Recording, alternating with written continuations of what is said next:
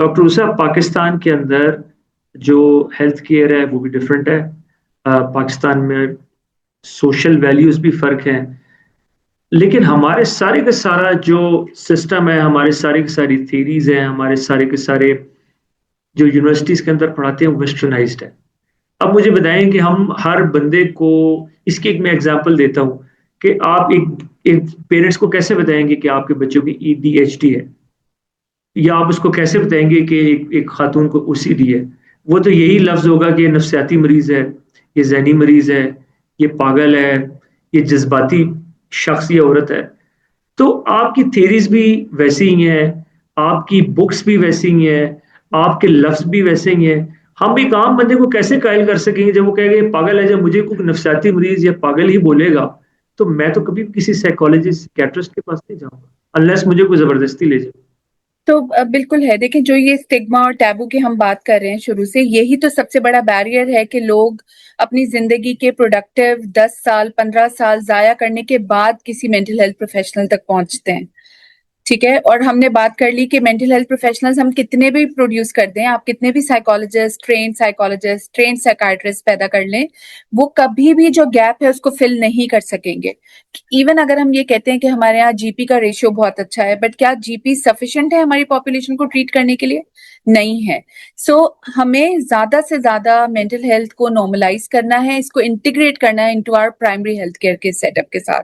सो देखिए, जिस तरीके से हमारे घरों में लेडी हेल्थ विजिटर्स आती हैं और वो आकर के मैटरनल एंड चाइल्ड केयर के ऊपर अमूमन देखते हैं, काम कर रहे होते हैं। हमने देखा कि टीबी का बड़ा सक्सेसफुल प्रोग्राम हमने लॉन्च किया, .TB.DOTS प्रोग्राम, जिसमें घर जाके उनको अद्वियात दी जाती हैं, उनके चेकअप्स किए जाते हैं और उनको प्रोविजन ऑफ हेल्थ केयर उन तक पहुंचाया जाता है। सो आपको मेंटल हेल्थ को इसी लेवल पे लेके आना है ताकि ये हर घर तक पहुंच सके। आप प्रोफेशनल्स पे ना जाएं, आप पूरी दुनिया के मॉडल्स को देखें और देखें कुछ चीजें ब्लेसिंग इन डिस्गाइज होती हैं। आई थिंक हमारे लिए ना कोविड का जो सिनेरियो था वो it was for mental health issues. I think जितना हमने उस पे बात की, जितना उसको हाईलाइट मिला ड्यूरिंग दैट टाइम, उससे एटलीस्ट हमारे ऐवानों तक भी ये बात गई कि ज़हनी सेहत कैसे हैम्पर कर रही है क्वालिटी को, कैसे लोगों की जिंदगियां मुतासर हो रही हैं, कैसे सोशल डिटर्मिनेंट्स जो हैं वो ट्रांसफॉर्म हो रहे हैं into physical health issues and mental health issues. So हमने ये सारी बातें तो शुरू कर ली हैं, बट अगर हम ये देखते हैं कि जो टैबू की वजह से जो बीमारी और जो करिकुलम हम पढ़ते हैं वो सारा वेस्टर्नाइज्ड है, जो अल्फाज हम यूज कर रहे हैं, तो ये सिर्फ मेडिकल की फील्ड के साथ नहीं है, ये तो हमारी सारी ही तालीम का जो करिकुलम है वो वेस्टर्न इंस्पायर्ड ही है ना।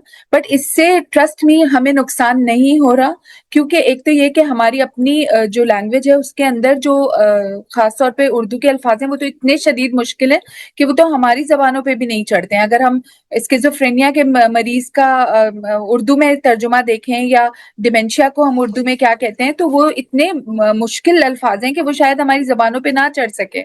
बट अगर हम जैसे हमारे कोलीग ने बात भी की थी कि हम फिजिकल हेल्थ पे बात करते हैं, तो हम ये कहते हैं कि जी ये केमिकल्स की वजह से हो रहा है या ये कोई हार्मोन इम्बैलेंस की वजह से हो रहा है। सो जब तक आप ज़हनी सेहत को भी उसी तनाजुर में नहीं देखेंगे जहां आप उसकी बैलेंसिंग और उसकी जो भी सिम्टोमेटोलॉजी है उसको अलग करें उनके रवैयों से। हर बीमारी देखें, डायबिटीज का पेशेंट भी लॉन्ग टर्म बीमारी झेलते हुए चिड़चिड़ा हो जाता है, तो ज़हनी सेहत की भी जो भी क्रॉनिक इलनेसेस हैं वो मूड में तब्दीली ले आती हैं, मगर आप उससे लोगों को लेबल तो नहीं करते ना कि ये शख्सी कोई फ्लॉ आ गया है इनके अंदर, या तो जब तक आप ज़हनी सेहत को नॉर्मलाइज नहीं करेंगे और उन चीजों को, उन रवैयों को बीमारी से अलग नहीं करेंगे, जब तक तो ये टग ऑफ वॉर चलती रहेगी। बट हैविंग सेड दिस, अगर हम बेसिक्स पे जाते हैं, हम मैं अपनी क्लिनिकल प्रैक्टिस में बहुत मुश्किल से लोगों को इस चीज पे कायल करती हूँ कि क्यों ज़हनी सेहत का इलाज करना जरूरी है, और अगर आज आप राइट टाइम पे नहीं इलाज शुरू कराते। और सर ने बहुत अच्छा पॉइंट आउट किया और डॉक्टर फहीम साहब भी इसी बात पे बात कर रहे थे कि जैसे मैं एक साइकाइट्रिक रिहेबिलिटेशन सेंटर चला रही हूँ, अब वो एक टर्शरी केयर का बहुत बड़ा सा यूनिट है, अब इतना कुछ हो गया है, having lost all hopes, it's just like कि आप टर्शरी इंटरवेंशंस कर रहे हैं। Why not let's go to the basics और हम प्राइमरी प्रिवेंशन और प्राइमोडियल प्रिवेंशन पे काम करें, जिससे कि हमें पता है कि ज़हनी बीमारियां 70% जो है वो चाइल्डहुड से एडोलेसेंट में अपेयर होना शुरू हो जाती हैं, उनकी बडिंग हमें नजर आ रही होती है। तो हम अगर इतने ही जूनियर लेवल पे, इतने ही छोटे लेवल पे उनको अगर पकड़ना शुरू कर दें, उन रवैयों पे बात करना शुरू कर दें, और अगर आप ये देखेंगे ना तो इट्स नॉट लाइक कि बहुत कोई टेक्निकल किस्म की इंटरवेंशन चाहिए, नहीं, बहुत सारी intervention is just psycho education, is just basic education about how to deal with this scenario. और पेरेंटिंग जाहिर है किसी बुकलेट के साथ नहीं आती, किसी पेरेंटिंग एक वाहिद वो टू आई थिंक हमें एक मैंडेट अल्लाह ताला दे देते हैं जिसके लिए कोई क्वालिफिकेशन नहीं चाहिए आपको, बस आपकी शादी होना शर्त है और उसके बाद आप वालिदैन बन जाते हैं। सो इसके लिए हम उस तरीके से प्रिपेयर्ड नहीं है। हमारे यहाँ जो अंडर एज मैरिजेस हैं, जिस तरीके से फाइनेंशियल सोशल डिफिकल्टीज हैं, और हम जितना जितना मेंटल हेल्थ को देख रहे हैं अर्बन और रूरल एरियाज में, हम ये देख रहे हैं कि ये जो सोशल डिटर्मिनेंट्स है ना, they are very very important. underage, uneducated families, financial burdens, conflicts in the family, separations, ये सारी चीजें एड ऑन करती हैं to a lot of the mental health burden जो है वो इनसे कंट्रीब्यूट हो रहा है। सो इन सब के लिए आपको कोई इतनी हाई फाई इंटरवेंशंस नहीं चाहिए, इनके लिए बेसिक एजुकेशन आपको चाहिए होती है, और जो कि आप इंटीग्रेट करें from the grass root levels, from the school level. Behavioural health को एक सब्जेक्ट बना के बच्चों को पढ़ाया जा सकता है। आजकल कुछ अच्छे स्कूल्स बात करते हैं इन चीजों के ऊपर, उन्होंने कुछ साइकोलॉजिस्ट भी हायर किए हैं जो कि उनकी मेंटल वेलबींग हेल्थ पे बात करते हैं। So integration is definitely from the grass root level, and that's where I think we can remove stigma also. हमारे यहाँ पर इमरजेंसी डिपार्टमेंट्स हैं जो किसी भी ऐसी सिचुएशन को डील करते हैं जो कि इमरजेंट हो और बड़ी अर्जेंट हो। क्या कभी ऐसा हो सकता है पाकिस्तानी हेल्थ केयर सिस्टम कि जो मेंटल हेल्थ क्राइसिस है वो भी इमरजेंसी डिपार्टमेंट्स के अंदर मैनेज हो? ये कभी हो सकेगा? अगर हो सकेगा तो कैसे हो सकता है? What are the practical step? जी, थैंक यू जी। अभी जो डॉक्टर मूसा ने भी बात की है कि नो डाउट, और डॉक्टर मोइन अंसारी साहब भी कह रहे थे कि नो डाउट कि जो हमारा मेंटल हेल्थ का बर्डन है वो बढ़ रहा है। और जब हम हॉस्पिटल्स को रन कर रहे होते हैं तो डेफिनेटली जो हमारी एमरजेंसीज में ये जो पेशेंट्स आते हैं उनके लिए डॉक्टर्स बहुत जो सिंपल जो ट्रीटमेंट होता है वो यही है कि कोई ना कोई ट्रैंकुलाइजर दे के पेशेंट को जो है ना वो भिजवा दिया जाता है। और जैसे हम जो हमारा मेडिकल स्टाफ है उनको इमरजेंसीज के लिहाज से हम उनकी कैपेसिटी बिल्डिंग के ऊपर काम करते हैं, उनको बेसिक लाइफ सपोर्ट के ऊपर उनकी ट्रेनिंग्स होती हैं और डिफरेंट हम कैपेसिटी बिल्डिंग एक्टिविटीज़ करते हैं। तो जो मेंटल हेल्थ इमरजेंसीज हैं हम उसके लिहाज से ऐसी चीज़ें अभी तक डेवलप नहीं हो पा रही। उसकी वजह से जो पेशेंट्स हैं वो प्रॉपरली ट्रीट नहीं होता at our primary site. Primary site तो खैर जो बेसिक हेल्थ यूनिट्स हैं और आरएचसीज हैं वहाँ पे तो यानी डॉक्टर्स की अवेलेबिलिटी ही बहुत लिमिटेड है। इवन जो हमारे तहसील हेडक्वार्टर हॉस्पिटल्स हैं और डीएचक्यू हॉस्पिटल्स हैं वहाँ पे भी इस लिहाज से इतनी फैसिलिटीज़ जो हैं वो अवेलेबल नहीं है। मैं जो ज़्यादा जो बात करूँगा वो ये है कि डिफरेंट जो स्पेशलिटीज़ हैं वहाँ पे हेल्थ केयर प्रोफेशनल्स की जो जो डेफिशिएंसी है उसको पूरा करने के लिए हमने अलाइड हेल्थ प्रोफेशनल्स जो है ना वो एक डेवलप करने शुरू किए हैं।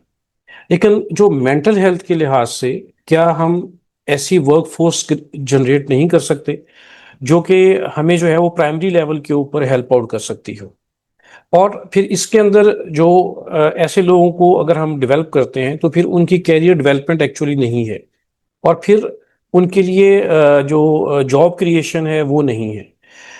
मैंने बहुत सारे ऐसे इंस्टीट्यूट इस वक्त देखे हैं जो प्राइवेट इंस्टीट्यूशंस हैं वो फॉरेन हॉस्पिटल्स के लिए जो वर्क फोर्स है वो जनरेट करते हैं, उनको उस लिहाज से ट्रेन करते हैं और फिर उनको डायरेक्ट यहाँ से वहाँ पे इम्प्लाई करवाते हैं। तो अगर हम मेंटल हेल्थ नर्सिंग और मेंटल हेल्थ के लिहाज से अलाइड हेल्थ प्रोफेशनल्स ऐसे हम जनरेट करें और उनके लिए हम आगे जॉब क्रिएशन और उनकी कैरियर डेवलपमेंट के ऊपर भी हम लोग काम करें, तो डेफिनेटली हमें इस लेवल के ऊपर लोग मिलना शुरू हो जाएंगे जो हमें प्राइमरी लेवल के ऊपर हमें काम कर सके। और हम तो इस वक्त जो हमारे प्राइमरी जो सेकेंडरी केयर हॉस्पिटल्स हैं वहाँ पे स्पेशलिस्ट की जो डेफिशिएंसी है वो हम पूरा नहीं कर पा रहे, तो प्राइमरी साइड तो बहुत दूर की बात है। अभी जो उन्होंने बात की, मैं मुनावा हॉस्पिटल का पहले जिक्र किया, मैंने वहाँ पे 6 इयर्स जो है वो as a head of campus काम किया।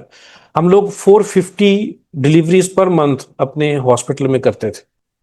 और कैन यू बिलीव कि ये जो 450 डिलीवरीज होती थी, ये सारी की सारी एंटीनेटल केयर, इनके 4 एंटीनेटल केयर विजिट्स होते थे। और हमारा जो केपीआई था that was correction of anaemia before termination of pregnancy. हम मदर्स को इस तरह एजुकेट कर, और 100% जो ये खवातीन थी उनके उनको जो टेटनस टॉक्साइड है और कि उसके ऊपर हमें जो है ना वो काम करने की ज़रूरत है। तो मेरा ज़ाती तौर पर ख्याल यही है, और जो मेरा एक्सपीरियंस है वो भी यही है कि हमें जो है वो ज़्यादा जो काम करना चाहिए वो अलाइड हेल्थ प्रोफेशनल्स और जो नर्सिंग स्टाफ है उनके ऊपर हम काम करें, उनकी हम कैपेसिटी बिल्डिंग इस लिहाज से करें कि वो हमें हेल्थ जो हमारी मेंटल हेल्थ की जो एमरजेंसीज हैं या जो बेसिक लेवल की जो प्रॉब्लम्स हैं उसको सॉल्व करने में हेल्प करें। Sharmeen, mental health is more humanistic. इसमें एक कनेक्शन आप डेवलप करते हैं, then you get to know the emotions, all the history and everything. आपका जो जो जो स्पेस है, it is a digital mental health. इसमें तो ह्यूमन कनेक्शन डेवलप ही नहीं हो सकता। एक मॉडल जो है या तो जल्दी नहीं सक्सेसफुल होगा, या may be successful in Pakistani context जहां पर फिजिकल मेंटल हेल्थ के इतने चैलेंजेस हैं। How do you see this? I will answer this question. I would say I respectfully disagree. अगर आप मेरे से ये सवाल 6 साल पहले पूछते, मेरा जवाब होता हाँ बिल्कुल ठीक कह रहे हैं, क्योंकि मैं बहुत ट्रेडिशनल थी थेरेपी के अंदर। मेरे काफ़ी क्लाइंट्स थे जो कहते थे कि प्लीज़ हम ऑनलाइन कर लें, एंड ऑनलाइन मैंने कुछ किए भी हैं। मैं आई थिंक 2018 से ऑनलाइन क्लाइंट्स ले रही थी, मगर वो जो शहर में नहीं होते या इस मुल्क में नहीं होते। जहाँ पैंडेमिक के बाद तो ऑप्शन ही नहीं थे ना, सब कुछ ऑनलाइन हो गया। एंड हमारे भी नंबर्स हैं, हमारे डेटा ने भी हमें दिखाया है, एंड इंटरनेशनल रिसर्चर्स ने भी दिखाया है, जो बहुत हुई है 2020 ऑनवर्ड्स, कि the efficacy of online therapy versus in person therapy is the same. तो आपकी जो ट्रीटमेंट हो रही है, आप सिम्टम्स को ट्रीट कर रहे हैं, and therapy is not the 1 hour that you spend with someone, it is what they do between sessions, right? आप उनको, बिकॉज वो अगर आप सिर्फ हफ्ते में एक दफा किसी को दे रहे हैं, उनकी जिंदगी में कोई खास फर्क नहीं पड़ेगा। It's the questions you ask, it is the assignments you give, and it is the work that they do on themselves. So when they feel more responsible and they take the onus of their own healing into their own hands, तो वो हो जाता है, काफी अच्छी efficacy है। और दूसरी चीज मैं ऐड करना चाहूंगी कि there definitely is a South Asian element to therapy that is very important to take into consideration, because for example आपकी जो paranoid thoughts होती हैं, और वो पाकिस्तान के अंदर जिन, जादू, सास, ऐसी चीजों को लेके ज्यादा होती हैं, जहाँ के साउथ अमेरिका में एलियंस की ज्यादा होती हैं, and western world which is America, UK, Canada, वहाँ भूत ज्यादा होता है। ठीक है, तो हर रीजन के अपने कल्चर्स होते हैं। एक डिजीज है जो डीएसएम में होती है जिसको कन्वर्जन डिसऑर्डर कहते हैं। कन्वर्जन डिसऑर्डर आपको किताबों में लिखा गया है कि ये दुनिया में बहुत कम होता है, इसकी प्रेवलेंस तकरीबन खत्म हो चुकी है, और आपको कभी नहीं नजर आएगा जिंदगी में। हमारे हॉस्पिटल्स में सबसे ज्यादा केसेस जो होते हैं वो कन्वर्जन डिसऑर्डर के आते हैं, क्योंकि कन्वर्जन डिसऑर्डर की जो टारगेट पॉपुलेशन है, ये वो लोग होते हैं lower income, lower education, mostly women. ठीक है, अब एंड सबसे ज्यादा औरतों के अंदर जो आप मिर्गी के सिम्टम्स होते हैं, मगर न्यूरोलॉजिकली कोई इश्यूज नहीं होते। मैंने एक बच्चा देखा है जो अंधा हो गया था ओवरनाइट। ठीक है, या फिर people who start fainting all over the place. The trauma that our population has been through with multiple floods, earthquakes, abuse, इतने नए नए अल्फाज आ रहे हैं हमारे पास। फॉर एग्जाम्पल इमोशनल अब्यूज तो एक लफ्ज है जो 20 साल पहले तो वेस्टर्न वर्ल्ड में भी नहीं था। अब वो समझाना कि तंज आपकी मेंटल हेल्थ को किस तरह इम्पैक्ट करता है, एक बहुत बड़ा कॉन्सेप्ट है, क्योंकि हम सब बहुत तंजी और बहुत पैसिव अग्रेसिव हैं in the way that we speak. तो ये सारी चीजें समझना और साइकोलॉजिस्ट को समझना, क्योंकि वो खुद भी शायद उस तरह बात कर रहे हो, ताकि वो औरों को समझा सके, वो बहुत जरूरी है।